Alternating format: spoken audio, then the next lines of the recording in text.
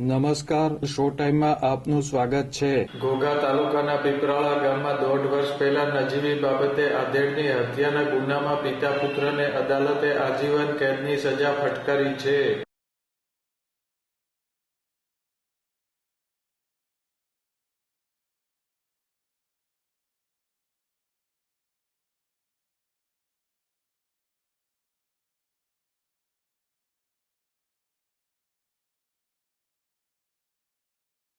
ઘોઘા તાલુકાના પીપરાળા ગામમાં 1.5 વર્ષ પહેલા વાડીમાં બકરા ચરાવવા તેમજ વૃક્ષો કાપી નાખવા બાબતે ઠપકો આપ્યાની દાજ રાખી વેલજીભાઈ વશરામભાઈ બારૈયા ઉપર ગામમાં રહેતા નાનુભાઈ બચુભાઈ બારૈયા અને તેના પુત્ર મેહુલ બારૈયાએ તલવાર સહિતના હથિયારો વડે હુમલો કરી વેલજીભાઈને હત્યા કરી હતી.